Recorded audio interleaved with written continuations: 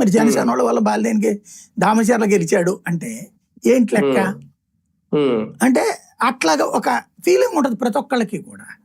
దామచర్ల బాలినేని లాంటి పెద్దోళ్ళ దగ్గర అట్లాంటి ఫీలింగ్ ఉన్నప్పుడు కింద వాళ్ళ దగ్గర ఉంటుందా అట్లాంటిది?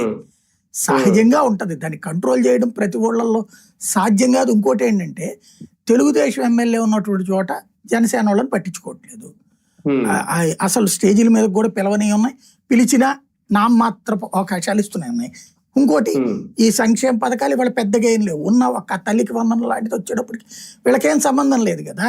జనసేన చెప్పాడని ఎవరికైనా ఇప్పిస్తారా? ఓ రేషన్ కార్డు, ఒక పెన్షన్ ఏమీ లేదు. ఇప్పుడు జనసేన బీజేపీ వాళ్ళకి సమస్య అదే కదా. ఇప్పుడు జనసేన ఎమ్మెల్యే ఉన్న చోట, బీజేపీ ఎమ్మెల్యే ఉన్న చోట టీడీపీ వాళ్ళకి కొన్ని పనులు నడుస్తున్నాయి. లైక్ రోడ్లు వేయించడం, కాంట్రాక్ట్లు, ఇట్లాంటి వాళ్ళు చేయించుకోగలుగుతున్నారు. అంటే ఓవరాల్ కూటమిలో పెద్దన్న పాత్ర కాబట్టి తెలుగుదేశం వాళ్ళ తప్పు కూడా కాదు అది నేను అంటాం. ఎందుకంటే వాళ్ళే మెయిన్ స్ట్రీమ్ అయినప్పుడు వాళ్ళు కొంత ఎక్కువ ప్రయోజనం ఆశిస్తారు, ఎక్కువ అధికారాన్ని వాళ్ళు అనుభవిస్తారు. ఇంకోటి వాళ్ళకి అధికారం అనుభవించడం అలవాటు ఉన్నవాళ్ళు.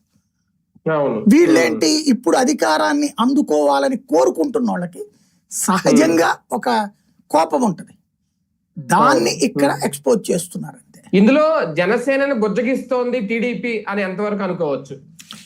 నాకు తెలిసి జనసేనను బుజ్జగించడం కాదు, జనసేన వాళ్ళని కూడా భయపెట్టడం. ఇక్కడ మీరు రేపు పొద్దున మాకు